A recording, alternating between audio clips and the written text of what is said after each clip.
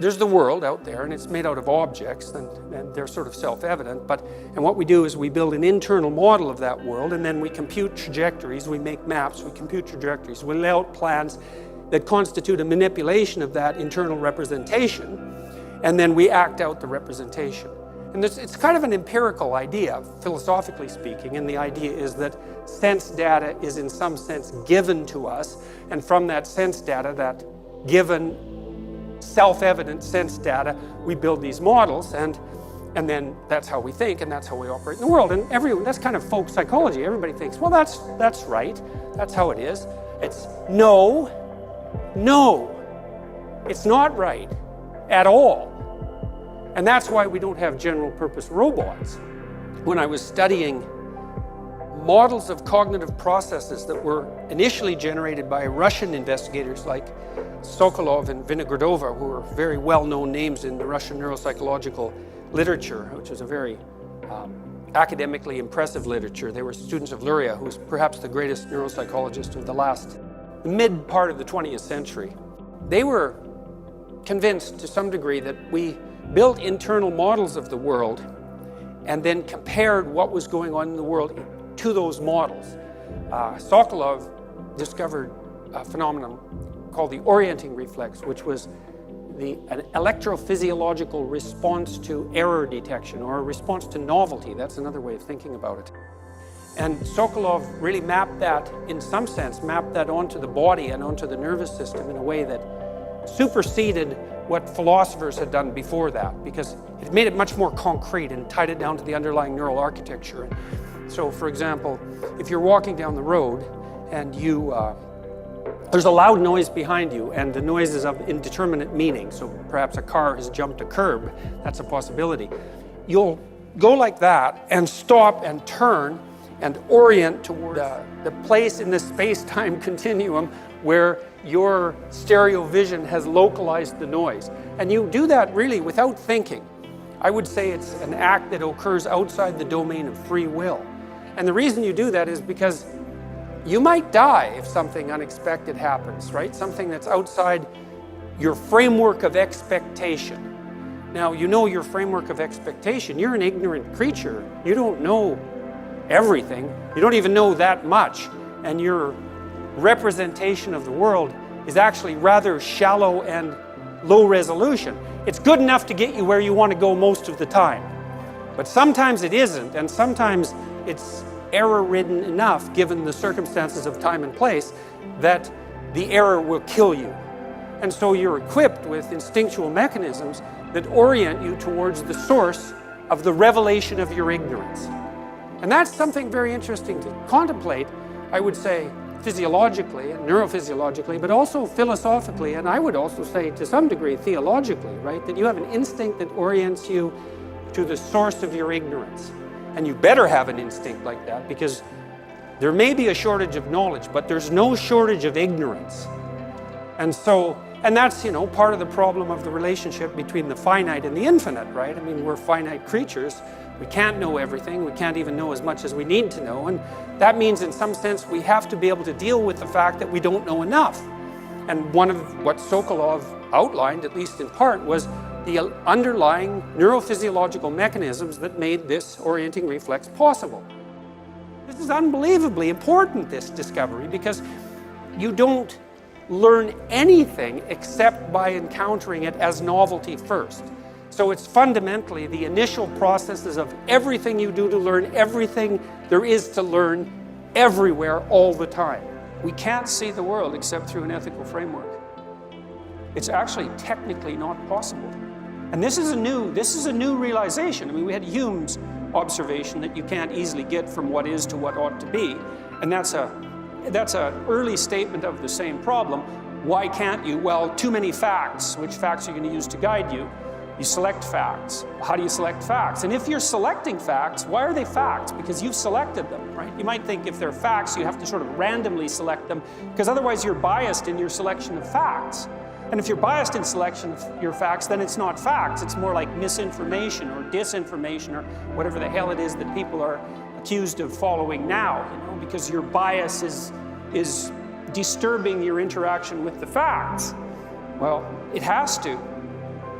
There's no way around that. And does that mean that is it bias per se that's determining which facts that you interact with? So is all your action merely a consequence of your bias? And I would say that's one of the claims that the postmodern radicals make all the time, is that your perception is nothing but your biases. It's a pretty bloody dismal way of looking at the world. It's like there's your bias and my bias, and there's no truth and there's no ethic. There's just your bias and my bias. And there is an ethic, like a fundamental ethic, that has some basis in, let's say, some basis in reality, a transcendent ethic that's real.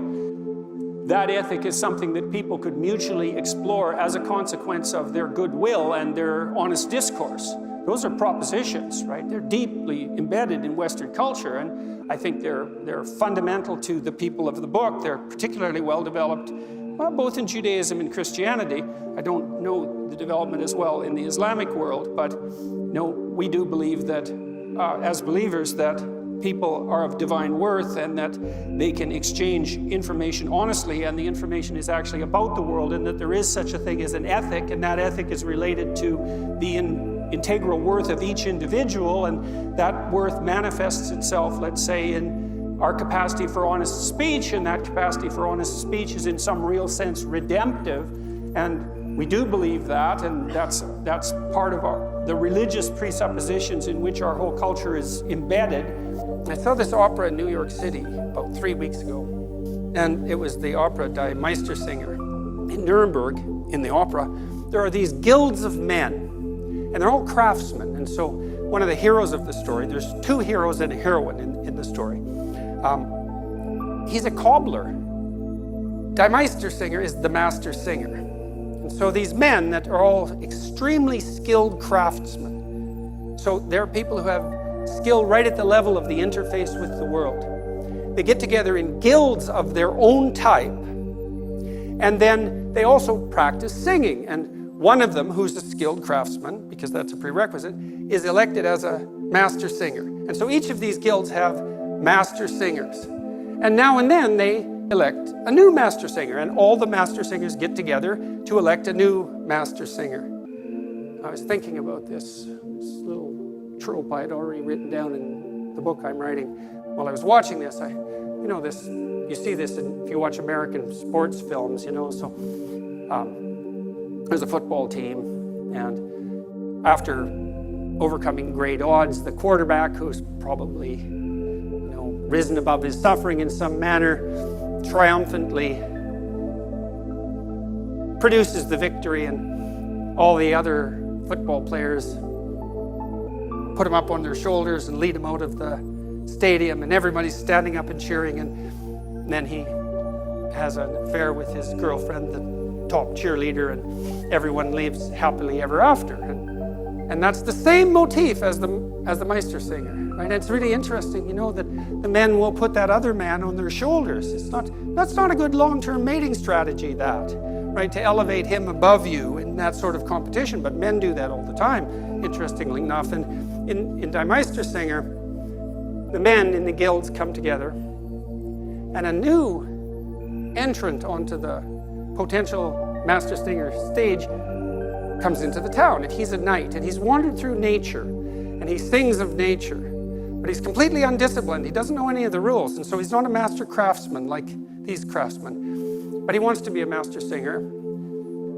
Simultaneously, one of the other leaders of the guilds offers his entire fortune and the hand of his daughter to the new master singer. And you think, well, that's a pretty patriarchal trope, but it's actually handled extraordinarily brilliantly, I think, within the confines of the opera, because she is the heroine of the story, and although her father is offering her one of the masters, she has the right of choice. And it's not she has the choice a little bit. It's clearly part of the opera that she has the choice.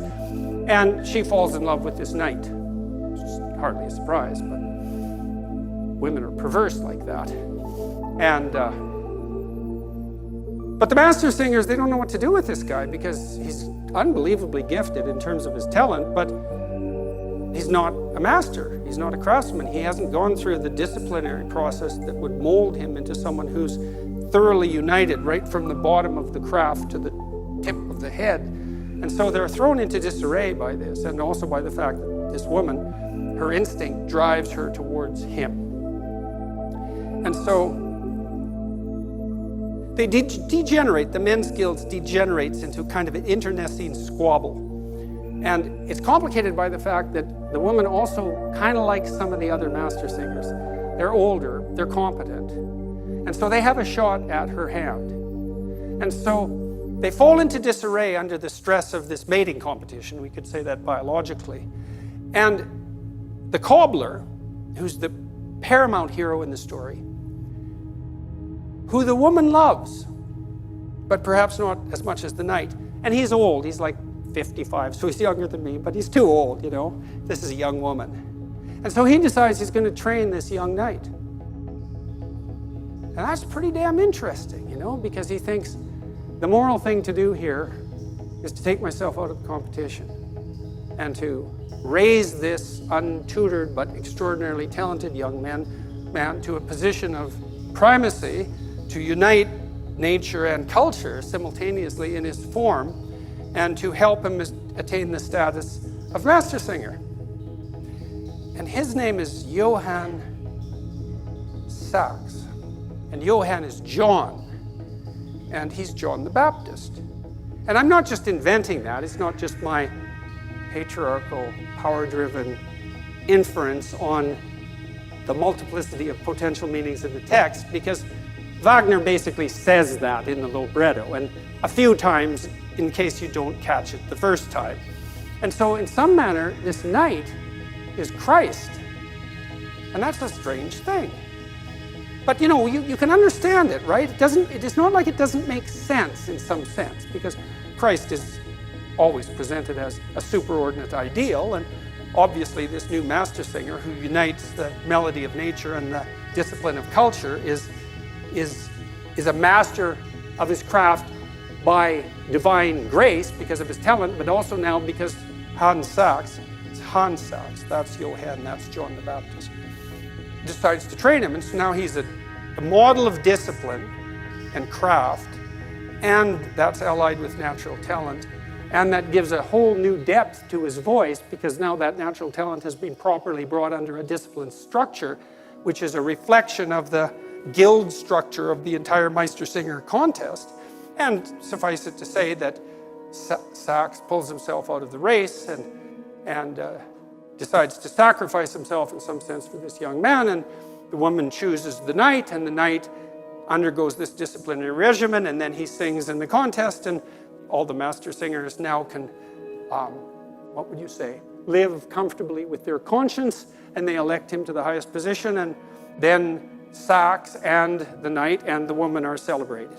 It's lovely, brilliant. And then, of course, it's set to this remarkable music, and you watch all these people who spent all these years disciplining themselves in some unbelievably difficult manner to play their instruments properly and to interact with each other harmoniously and to play while they're doing it so that it's not just rote, and to produce this magnificent stage in this ridiculous building, this ridiculously impressive building in this unbelievably impressive city, and all these people come there and devote their attention to watching this. Well, why? Why? Why indeed?